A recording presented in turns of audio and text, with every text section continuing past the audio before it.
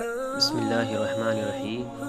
ناظرین اکرام، ہم آپ کے لیے چند سوال اور ان کے جواب لے کر حاضر ہیں، تو آئیے شروع کرتے ہیں۔ مسئلہ اول، زید سوال کرتا ہے کہ خدا نے مرد کو عورتوں کا حکم دیا 2 2 3 3 4 4 کا، عورت کو کیوں حکم نہیں ملا کہ تم 2 2 3 3 4 4 مرد کرو؟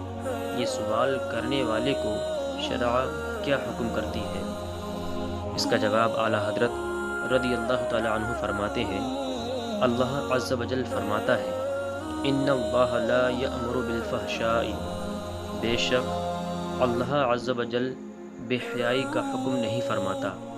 ایک عورت پر 2 مردوں کا اجتماع صریحی بے حیائی ہے۔ جیسے انسان تو انسان، جانوروں میں بھی جو سب سے خبیث تر ہو، یعنی خنزیر، وہی روا رکھتا ہے۔ حرمت زنا کی حکمت نسب کا محفوظ رکھنا ہے، ورنہ پتہ نہ چلے کہ بچہ کس کا ہے۔ اگر عورت سے 2 مردوں کا نکاح جائز ہو تو وہی قباحت کے زنا میں تھی یہاں بھی عائد ہوگی، معلوم نہ ہو سکے کہ بچہ دونوں میں سے کس کا ہے، واللہ تعالی عالم۔ مسئلہ نمبر 2، ایک شخص زانی نے عورت کافرہ کو اسلام قبول کروا کے نکاح کیا۔ وہ مرد مسلمان ہے، اب وہ عورت حاملہ ہے، مگر اسی مرد کا جس کے ساتھ نکاح ہوا ہے، آیا یہ نکاح جائز ہے یا نہیں؟ زید کہتا ہے کہ اگرچہ حاملہ اسی مرد سے ہے، جب بھی نکاح جائز نہیں ہے، اور شاہد و گواہ حاضران محفل کے نکاح ٹوٹ جاتے ہیں۔ تو اس کا جواب اعلیٰ حضرت رضی اللہ تعالی عنہ فرماتے ہیں، جسے زنا کا حمل ہو، والعیاذ باللہ تعالی، وہ عورت شوہردار نہ ہو، اس سے زانی و غیر زانی ہر شخص کا نکاح جائز ہے۔ بس فرق اتنا ہے کہ غیر زانی کو اس کے پاس جانے کی اجازت نہیں جب تک کہ وضع حمل نہ ہو جائے، اور جس کا حمل ہو وہ نکاح کرے تو اسے قربت بھی جائز ہے، در مختار میں ہے۔ مسئلہ نمبر 3، اگر مرد یا عورت کافر نے اسلام قبول کیا اور عمر بھر میں نماز کا سجدہ نہیں کیا، آیا ایسے شخص کے جنازے کی نماز پڑھنا اور مسلمانوں کے قبرستان میں دفن کرنا جائز ہے یا نہیں؟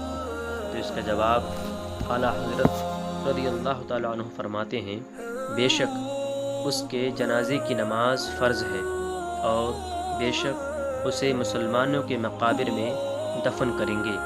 اللہ کے رسول صلی اللہ تعالی علیہ وسلم فرماتے ہیں، ہر مسلمان کے جنازے کی نماز تم پر فرض ہے، چاہے نیک ہو یا برا، اگرچہ اس نے کبیرہ گناہ کیے ہوں۔ اور نماز پنجگانہ اس پر فرض تھی، اس نے شامت نفس سے ترک کی، اور مسلم کی نماز جنازہ ہم پر فرض ہے، ہم اپنا فرض کیوں چھوڑیں، واللہ تعالی عالم۔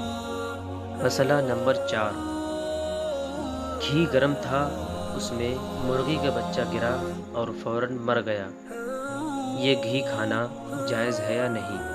اس کا جواب اعلیٰ حضرت رضی اللہ تعالی عنہ فرماتے ہیں، گھی ناپاک ہو گیا، بے پاک کیے اس کا کھانا حرام ہے۔ پاک کرنے کے 3 طریقے ہیں، ایک یہ کہ اتنا ہی پانی اس میں ملا کر جنبش دیتے رہیں یہاں تک کہ سب گھی اوپر آ جائے، اسے اتار لیں، اور دوسرا پانی اس قدر ملا کر یوں ہی پھر اتار کر تیسرے پانی سے اس طرح دھوئیں، اور اگر گھی سرد ہو کر جم گیا ہو تو 3 بار اس کے برابر پانی ملا کر جوش دیں یہاں تک کہ گھی اوپر آ جائے، اتار لیں، بلکہ جوش دینے کی پہلے ہی بار حاجت ہے، پھر تو گھی رقیق یعنی پتلا ہو جائے گا، اور پانی ملا کر جنبش دینا کفایت کرے گا۔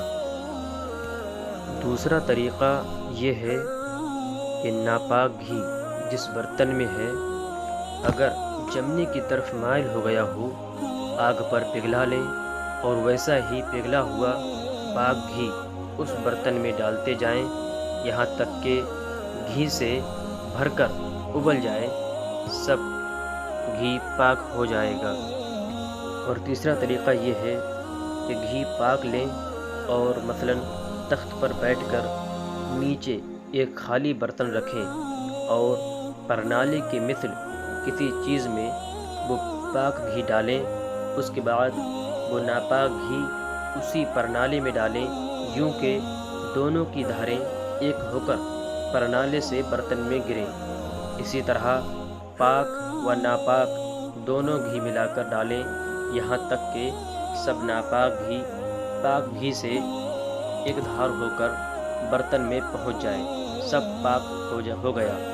خزانہ میں ہے، پہلے طریقے میں پانی سے گھی کو 3 بار دھونے میں گھی خراب ہونے کا اندیشہ ہے، اور دوسرے طریقے میں ابل کر تھوڑا گھی ضائع ہو جائے گا، اور تیسرا طریقہ بالکل صاف ہے مگر اس میں احتیاط بہت درکار ہے کہ برتن میں ناپاک گھی کی کوئی بوند نہ پاک سے پہلے پہنچے نہ بعد کو گرے، نہ پرنالے میں بہاتے وقت اس کی کوئی چھینٹ اڑ کر پاک گھی سے جدا برتن میں گرے، ورنہ برتن میں جتنا پہنچا یا اب پہنچے گا سب ناپاک ہو جائے گا۔ واللہ تعالی عالم۔ ناظرین اکرام، اسی طرح کی اور ویڈیو سننے کے لیے ہمارے چینل اسلامی دنیا معلومات کو سبسکرائب کریں اور بیل آئیکن پریس کریں تاکہ ہماری آنے والی نئی ویڈیو آپ تک پہلے پہنچ سکے، اور لائک کریں تاکہ ہمارا موٹیویشن بڑھے، اور شیئر ضرور کریں۔ شکریہ، جزاک اللہ خیرہ۔